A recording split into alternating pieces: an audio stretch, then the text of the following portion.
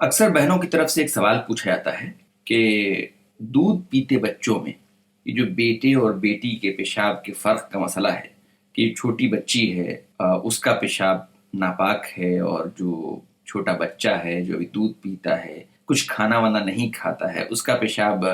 پاک ہے۔ یہ کیا معاملہ ہے؟ یعنی شیرخوار بچے کے پیشاب کی طہارت یعنی پاکی اور طبی حکمت اس میں کیا ہے؟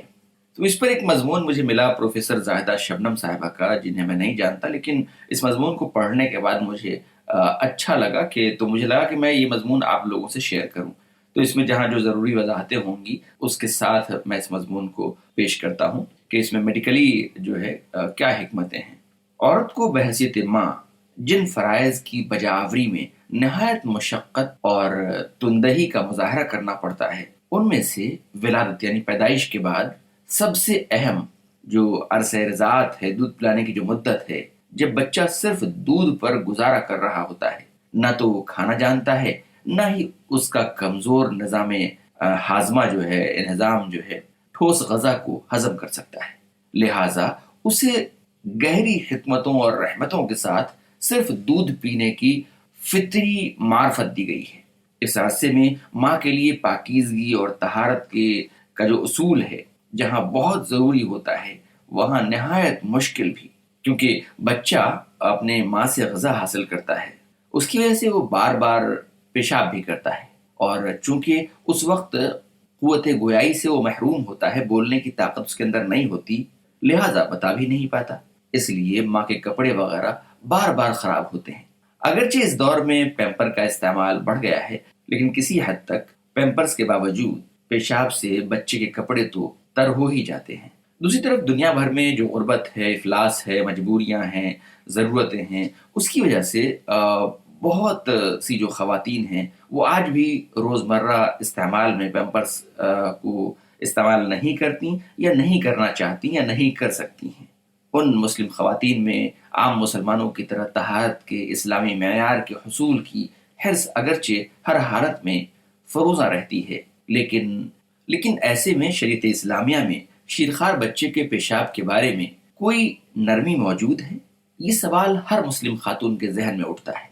تو اس کا ہم آج جواب جانیں گے۔ بہت سے لوگ جو اللہ کے وجود میں یقین نہیں رکھتے، اگر وہ صرف اس بات پر غور کر لیں کہ جس اللہ نے اسے پیدا ہونے سے پہلے کھلایا، جسے اس کی ماں نہیں کھلا سکتی تھی، پیدا ہونے کے بعد دودھ کی نہر جاری کر دی، اس بچڑے کو کون بتاتا ہے کہ اس کا رزق کہاں ہے، اس کا کھانا کہاں ہے؟ صرف اس بات پر غور کر لیا جائے تو اللہ پر ایمان لانے کے لیے کافی ہے، لیکن اکثر لوگ غور و فکر نہیں کرتے۔ موضوع سے متعلق احادیث۔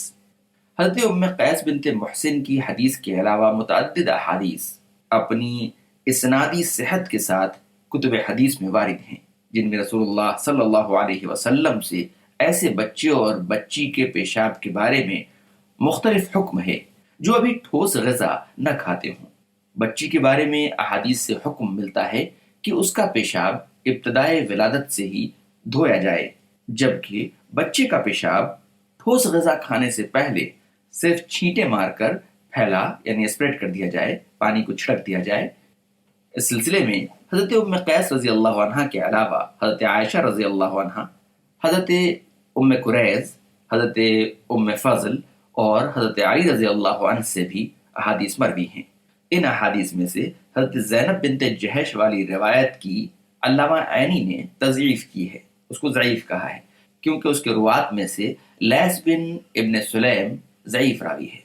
اس کے علاوہ سب احادیث صحیح ہیں، جبکہ حضرت عائشہ اور حضرت ام قیس کی احادیث تو صحیحین یعنی بخاری مسلم میں مذکور ہیں۔ مزید برآں حضرت ام فضل کی حدیث بھی صحیح ہے۔ حضرت عائشہ صدیقہ رضی اللہ عنہ کی حدیث کے الفاظ، جس کا مفہوم یہ ہے کہ نبی کریم صلی اللہ علیہ وسلم کے پاس بچے لائے جاتے تو آپ صلی اللہ علیہ وسلم مبارکباد دیتے اور گھٹی دیتے۔ ایک مرتبہ آپ صلی اللہ علیہ وسلم کے پاس ایک بچہ لایا گیا تو اس نے آپ صلی اللہ علیہ وسلم پر پیشاب کر دیا۔ آپ صلی اللہ علیہ وسلم نے پانی منگوایا، اس پر ڈالا یعنی چھڑک دیا، لیکن اسے دھویا نہیں۔ ام قیس کی حدیث میں لفظ فَأَتْبَعَهُ کے بجائے فَنَزَحَهُ مذکور ہے۔ حضرت ام فضل کی روایت میں مذکر و مؤنث یعنی میل اور فیمیل ہر 2 بچوں کا تذکرہ ہے۔ اس موضوع پر یہ اور دیگر متعدد احادیث اس امر پر متفق ہیں کہ رسول اللہ صلی اللہ علیہ وسلم شیرخوار بچے کے پیشاب کو محض چھینٹے مارتے تھے اور شیرخوار بچی کے پیشاب کو دھویا کرتے تھے۔ روایات میں یہ صراحت سے موجود ہے کہ ایسا فرق صرف عرصہ رضاعت میں روا رکھا جاتا ہے۔ یہاں لم یطعم طعامن سے مراد دودھ، کھجور اور شہد جس سے گھٹی دی جاتی ہے کے علاوہ دیگر غذائیں۔ ظاہری بات ہے کہ ان غذاؤں کا استعمال عرصہ رضاعت یعنی دودھ پلانے کے دوران کے ابتدائی چند ماہ میں ہی ہوتا ہے۔ احادیث میں وارد الفاظ کے معنی: نزح کے معنی کپڑے یا پانی یا خوشبو چھڑکنا ہے، اس کا معنی ٹپکنا بھی آیا ہے، اور رشا کا معنی پانی کا چھڑکنا یا آسمان سے بوندیں آنا ہے۔ حافظ ابن حجر ان دونوں الفاظ کے باہم مخالف فی المعنی ہونے کا انکار کرتے ہیں۔ ان کے نزدیک رشا تنقیط الماء اور نزحہ صب الماء کو کہتے ہیں۔ اس سلسلے میں وہ مختلف احادیث سے استدلال کرتے ہیں جن میں صب الماء کے الفاظ لم یغسل کی تشریح کے ساتھ وارد ہوئے ہیں۔ فقہی اختلاف: یہ جو احادیث ابھی آپ نے سنی، ان میں جو روایات ہیں اور معاشرتی جو مساوات نیز خوراک میں فرق نہ ہونے کی بنا پر بچے اور بچی کے پیشاب کی نجاست کے حکم پر اختلاف ہوا اور فقہا کے 3 موقف سامنے آئے۔ نمبر 1، شیرخوار بچے کے پیشاب پر چھینٹے مارنا کافی ہے جبکہ بچی کا پیشاب اس عرصے میں دھویا جائے گا۔ یہ موقف حضرت علی، حسن بصری اور امام زہری اور عطا رحمہ اللہ کا ہے، رضی اللہ عنہم کا ہے۔ نمبر 2، بچے اور بچی دونوں کے پیشاب کو عرصہ رضاعت کے ابتدائی مہینوں میں دھونے کی ضرورت نہیں، صرف نزحہ اور رش کے عمل سے گزرنا کافی ہے۔ یہ موقف امام مالک، امام شافعی، امام اوزاعی اور ابن العربی کا ہے۔ نمبر 3، بچے اور بچی خواہ شیرخوار ہوں، دونوں کا پیشاب مکمل نجس ہے اور دونوں کا دھونا ہی لازم ہوگا۔ دونوں یا کسی ایک کو نزحہ یا رش کے عمل سے گزرنا کافی نہ ہوگا۔ یہ موقف احناف کا ہے اور مالکیہ میں سے بھی بہت سے یہی رائے رکھتے ہیں۔ ان کی دلیل یہ ہے کہ بعض احادیث میں رسول اللہ صلی اللہ علیہ وسلم نے نزحہ کا لفظ غسلہ کے معنی میں بھی استعمال کیا ہے، لیکن اس کا جواب طفل رضیع والی حدیث سے اپنے آپ مل جاتا ہے کہ کسی بھی لفظ کو قریب تر معنی کے لیے یا غیر موضوع لہو کے لیے استعارتاً استعمال کیا جا سکتا ہے، البتہ اگر اس کی تصریح یا تفسیر اسی جملے میں موجود ہو تو اسے قیاس کے ذریعے متعین کرنے کی کوشش نہیں کی جائے گی۔ چنانچہ سیدہ ام قیس اور سیدہ عائشہ رضی اللہ عنہما کی احادیث میں لم یغسل کے الفاظ نے نزحہ اور رش کے معنی خود متعین کر لیے ہیں اور یہ راوی یعنی متکلم کے ہی الفاظ ہیں، جبکہ فقہ حنفی میں اسے ہی مفسر کہا جاتا ہے اور اس پر بغیر کسی احتمال کے عمل کرنا لازم ہوتا ہے۔ یعنی جس طرح حدیث میں یہ کہہ دیا گیا ہے کہ لم یغسل یعنی نہیں دھلتے تھے بلکہ رش کرتے تھے یعنی اس پر پانی چھڑکتے تھے، تو اسی پر عمل کرنا لازم ہوگا۔ تو یہ بات مناسب ہے کہ بیٹے کے پیشاب میں پانی چھڑکا جائے گا اور بیٹی کے پیشاب کو دھلا جائے گا۔ اس کی حکمتیں ہم آگے سمجھیں گے کہ اس میں کیا حکمت ہے اللہ تبارک تعالیٰ کی۔ کسی بھی چیز پر عمل کرتے وقت ہمیں اس بات پر بہت زیادہ دھیان نہیں دینا چاہیے کہ لوگ اس پر کیا سوال اٹھاتے ہیں، کیونکہ دنیا میں ایک بہت بڑی تعداد ایسے لوگوں کی ہے جو کبھی ہاتھ دھلتی ہی نہیں تھی، جو پیشاب کرتے وقت استنجا نہیں کرتے، پانی لیتے ہی نہیں ہیں، بلکہ وہ زیادہ تر ٹیشو کا استعمال کرتے ہیں اپنے جو ہے جب وہ ٹوائلٹ جاتے ہیں۔ تو ہمیں یہ دیکھنا چاہیے کہ اللہ تبارک تعالیٰ کی کیا حکمتیں ہیں اور اللہ اس کے رسول کا کیا حکم ہے، اس پر ہمیں عمل کرنا چاہیے۔ آئیے مزید اس کو سمجھنے کی کوشش کرتے ہیں۔ ایسے ہی حضرت علی اور حضرت ام الفضل رضی اللہ عنہما کا عمل بالمقابل بیان ہو رہا ہے، اور جب ایک لفظ کسی دوسرے لفظ کے مقابلے میں ہو تو بھی یہ معنوی تصریح کے لیے کافی ہوتا ہے۔ لہٰذا حنفیہ کا یہ موقف انتہائی کمزور ہے اور ان کی دلیل جو کہ نزحہ یا رش کے معنی میں دی گئی ہے وہ ناقابل اعتبار ہے۔ ان احادیث میں ہی وارد کلمات سے ہی اس بات کی توضیح ہو رہی ہے کہ یہاں نزحہ اور رش سے مراد غسل نہیں ہے بلکہ پانی چھڑکنا ہے۔ اسی طرح جن لوگوں نے بچے یا بچی ہر دو کے پیشاب کے لیے نزحہ اور رشک کو کافی قرار دیا ہے، ان کی دلیل بھی کمزور ہے، اور اوپر کے اصول کے تحت یہ موقف بھی مردود ہے۔ البتہ پہلا موقف کہ بچہ اور بچی کے پیشاب میں رسول اللہ صلی اللہ علیہ وسلم نے فرق کیا ہے، حدیث کے موافق ہے، اور حافظ ابن حجر رحمہ اللہ کا بیان کردہ نزحہ اور رش کا فرق حدیث کے مفہوم سے قریب تر ہے۔ دراصل رش اور نزحہ غسل ہی کی قسم ہے، لیکن غسل نہیں ہے۔ فرق کی حکمت، سوال یہ ہے کہ بچے اور بچی کے پیشاب کی جو خباثت و نجاست میں یہ فرق کن وجوہ اور اسباب کی بنا پر کیا گیا ہے؟ علامہ ابن قیم رحمۃ اللہ علیہ اس کے 3 اسباب بیان کرتے ہیں۔ نمبر 1، چونکہ بچے کو زیادہ کھلایا جاتا ہے اور مرد گھر سے باہر بھی اسے اٹھا کر لے جاتے ہیں، اس کے پیشاب کو اس قدر نجس قرار دینا باعث تکلیف تھا، لہٰذا اس طرح تکلیف میں کمی کر دی گئی، جو کہ شریعت کا ایک مقصد ہے۔ یہ بات درست نہیں ہے، ہم اس پر مزید آگے بات کریں گے۔ نمبر 2، چونکہ بچے کا پیشاب ایک جگہ اکٹھا نہیں گرتا بلکہ نزحہ کی شکل میں بکھر جاتا ہے، اور یہ بات طے شدہ ہے کہ اگر زہریلا مواد زیادہ جگہ پر پھیلا دیا جائے تو اس کے زہریلے اثرات کم ہو جاتے ہیں، جبکہ بچی کا پیشاب ایک ہی جگہ گرتا ہے، لہٰذا وہ زیادہ خطرناک ہوتا ہے اور اسے دھو کر ہی خباثت دور کی جا سکتی ہے۔ نمبر 3، یہ کہ بچے کے پیشاب میں حرارت اور بچی کے پیشاب میں رطوبت زیادہ ہوتی ہے، اور حرارت کی بنا پر اثرات کم، رطوبت کی بنا پر زیادہ ہوتے ہیں۔ علامہ ابن قیم بلا شبہ اپنے علم اور بصیرت میں اللہ تبارک تعالیٰ کی بے پناہ رحمت سمیٹے ہوئے ہیں، اور ان کی اسی بصیرت میں سے مؤخر الذکر 2 وجوہ نہایت اہم ہیں، لیکن پہلی وجہ نامناسب اور شریعت اسلامیہ کے معیار طہارت سے بعید تر ہے، اس لیے اسے تسلیم کرنا مشکل ہے۔ بچے اور بچی کے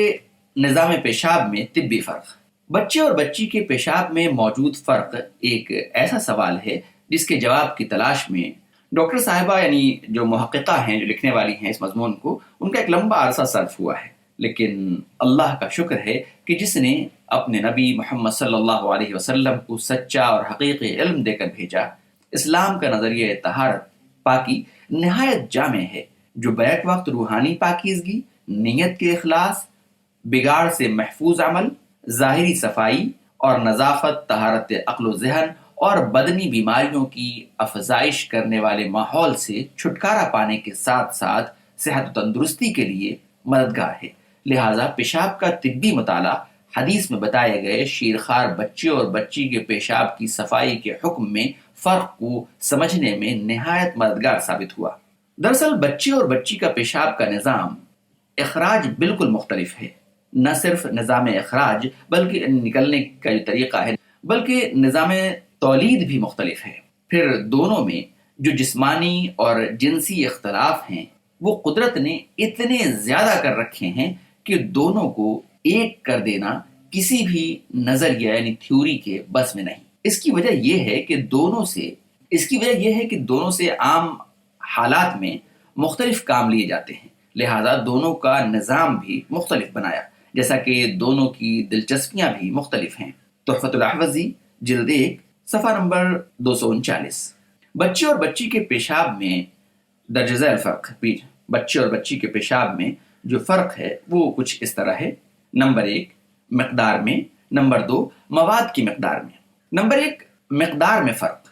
اللہ تعالیٰ نے اپنی قدرت سے انسان کے اندر ایسا نظام بنایا ہے کہ وہ جو کچھ کھاتا پیتا ہے وہ قدرتی طریقے سے چھانا جاتا ہے، یعنی فلٹر کیا جاتا ہے۔ چھاننے یعنی فلٹریشن کے مقاصد میں سے ایک یہ بھی ہے کہ خوراک میں موجود مفید اجزاء کی ایک بڑی مقدار جزو خون یا جزو بدن بن سکے، اور غیر مفید یا نقصان دہ اجزاء الگ ہو کر قابل اخراج ہو سکیں، یعنی نکلنے کے قابل ہو سکیں۔ چھاننے کا یہ عمل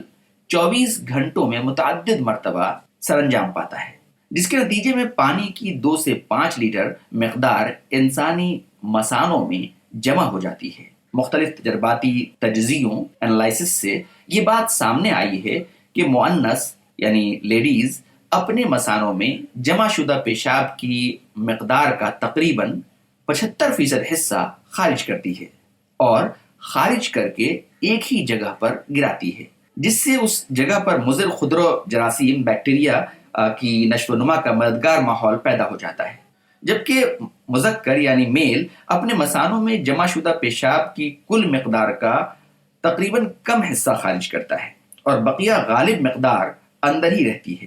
جبکہ وہ کم مقدار بھی زیادہ جگہ پر پھیل جاتی ہے، لہذا بیکٹیریا کی افزائش کے لیے اس جگہ پر پورے طور پر مددگار ماحول پیدا نہیں ہو پاتا۔ عام طور پر ماؤں کو اس کا مشاہدہ آبزرویشن بھی ہوتا رہتا ہے کہ بچے کی نسبت بچی زیادہ مقدار میں پیشاب کرتی ہے، لہذا بچے کے پیشاب کے گرنے والے مقام پر صرف چھینٹے مار دینے سے اس ماحول کو مزید کمزور بلکہ بیکٹیریا کی افزائش و نمو کے لیے بالکل غیر معاون بنا دیا جاتا ہے، جبکہ بچی کے پیشاب کے گرنے والے مقام پر بیکٹیریا کے لیے ماحول کو غیر مددگار بنانے کے لیے اس کو دھونا ضروری ہوتا ہے۔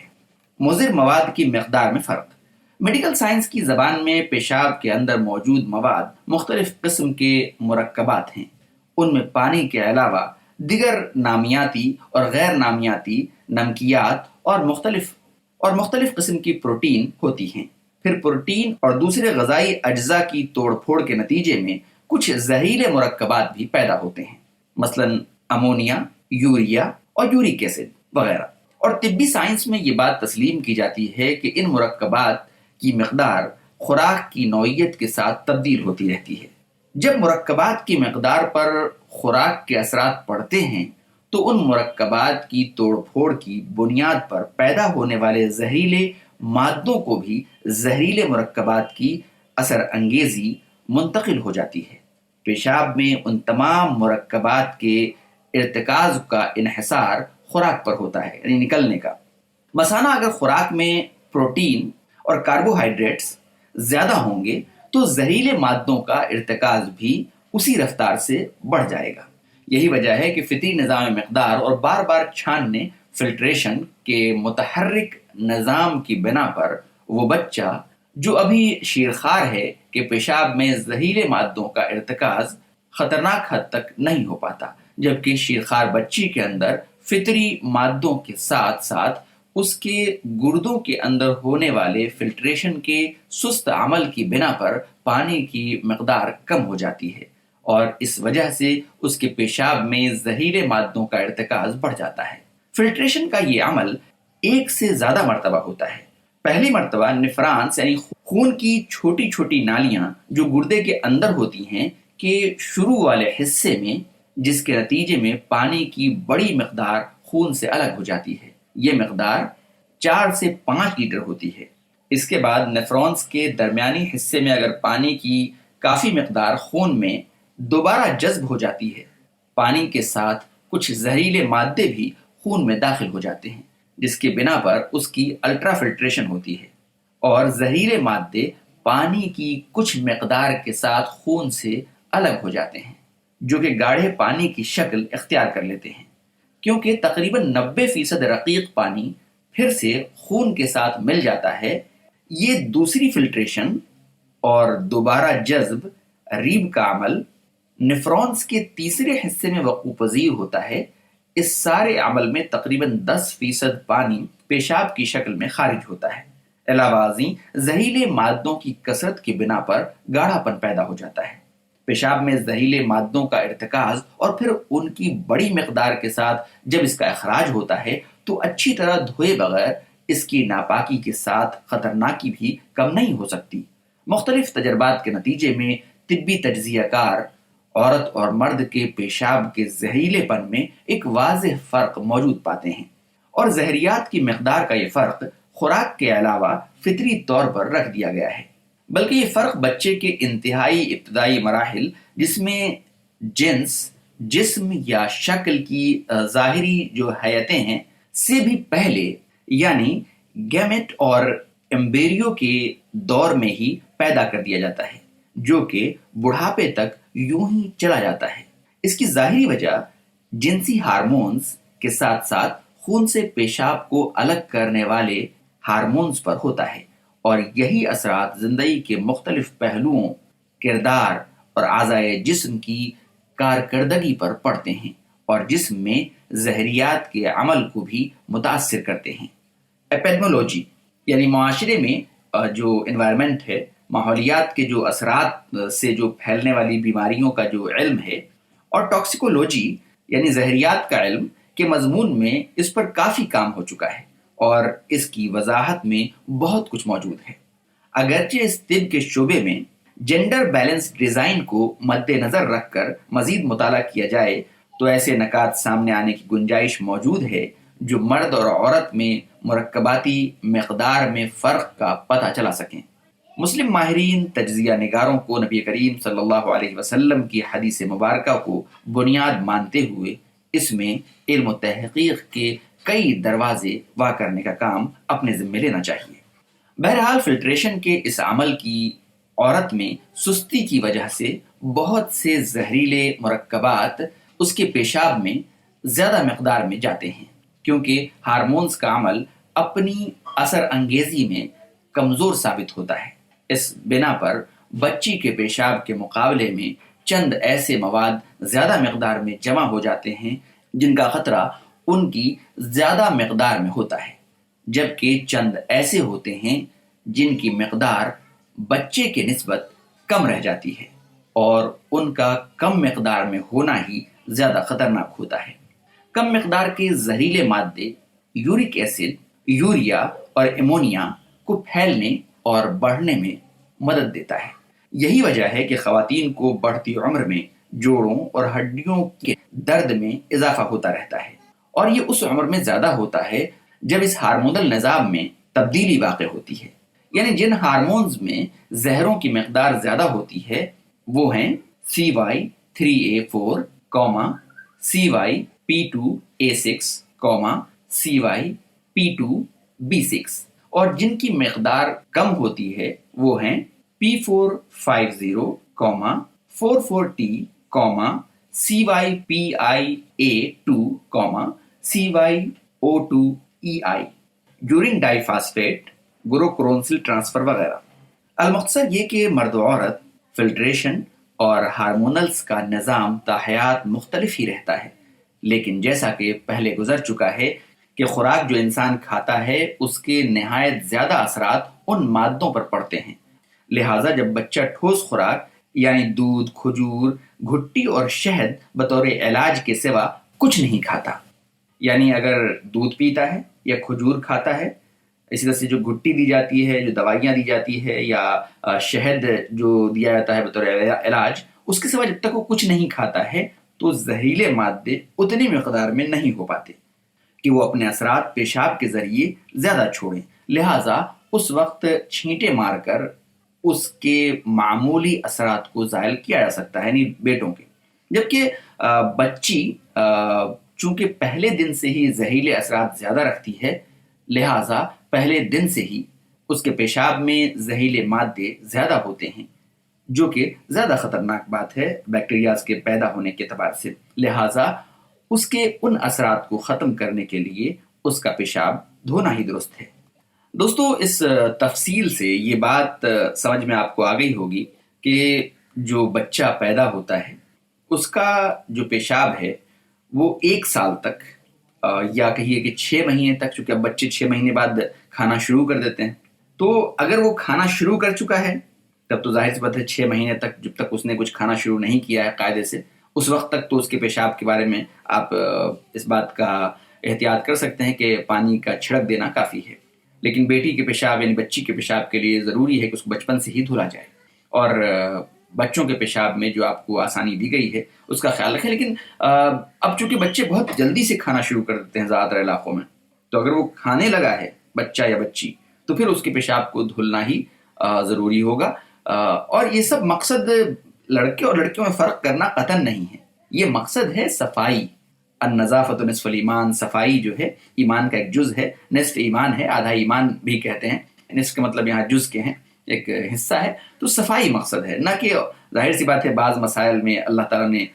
بیٹوں کو مردوں کو عظمت دی ہے، تو بہت سے مسائل میں بیٹیوں کو اللہ نے اتنا عظیم کر دیا ہے کہ مرد اس کے آس پاس بھی نہیں پہنچ سکتا۔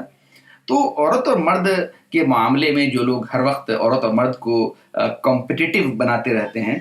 وہ کمپٹیٹیو نہیں ہیں، وہ بالمقابل نہیں ہیں، دونوں ساتھی ہیں، دونوں ایک دوسرے کی ضرورت ہیں.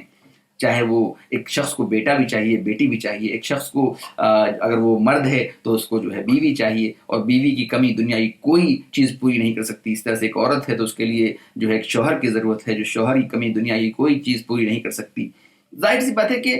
یہ جو مقابلہ کروانے والی جو چیز ہے، ہر میدان مقابلے کی جو عادت ہمیں لگ گئی ہے، وہ اچھی بات نہیں ہے. ہمیں قرآن و سنت کے مطابق اصل انسان کی باڈی کو، اگر آپ ایک منٹ کے لیے مان لیں کہ انسان کی باڈی جو ہے ایک ہارڈ ویئر ہے، اور اس کا دماغ جو ہے، اس کا جو دل جو ہے، اس کے لیے ایک سافٹ ویئر چاہیے. تو وہ سافٹ ویئر قرآن و سنت ہے، یعنی جس کے مطابق انسان زندگی گزارے گا تو اس کے سارے مسائل حل ہو جائیں گے. اور جب وہ چونکہ اسلام نے کیا کیا ہے کہ ہر چیز کی ایک باؤنڈری بنا دی ہے کہ اس کے آگے جاؤ گے تو تمہیں نقصان ہوگا. اس لیے ان جگہوں پر رک جانے سے ہم بہت ساری تکلیفوں سے رک جاتے ہیں. اب ہر آدمی تو ساری سائنس نہیں جانتا، لیکن 14 سال پہلے محمد صلی اللہ علیہ وسلم نے بتا دیا کہ ہاتھ دھل کے کھایا کرو، وضو کرنے کا جو پورا سلیقہ بتا دیا. تو یہ اب میڈیکل سائنس ہمیں بتا رہی ہے. تو سائنس دنیا کی ایک بہترین نعمت ہے اللہ کی، لیکن چونکہ مذہب ایک زندگی کے گزارنے کے سلیقے کا نام ہے، تو اس میں وہ سائنٹیفک اپروچ جو ہے اللہ نے اس وقت سے ڈال دیا جب وحی کے ذریعے سے اللہ تبارک تعالیٰ نے ہمیں وہ باتیں سمجھا دی جو آج ہم علم کے ذریعے اس کو جاننے کی کوشش کرتے ہیں اور جان رہے ہیں. وہ باتیں نہیں جانی جا سکتی تھیں اس وقت، کیونکہ اس وقت وہ مشینیں نہیں تھیں جس میں ان بیماریوں کو دیکھا جا سکے. آپ اندازہ کیجئے کہ بیکٹیریا کے نظام کے بارے میں کہتے ہیں کہ دنیا میں جو بیکٹیریاز ہیں جو بیماریاں پھیلاتے ہیں، اس کے ہم 10% بیکٹیریاز سے بھی واقف نہیں ہیں، اور بہت سے ممالک تو 1 یا 2 بیکٹیریا ہی کے بارے میں جانتے ہیں، یا ان کا جو بینک ہے. تو آپ اندازہ کیجئے کہ اللہ تبارک تعالیٰ نے آپ کو کتنی آسانی آپ کے لیے پیدا کر دی ہے. دین آسانی کے لیے ہے، مشکل کے لیے نہیں ہے. جزاک اللہ خیر.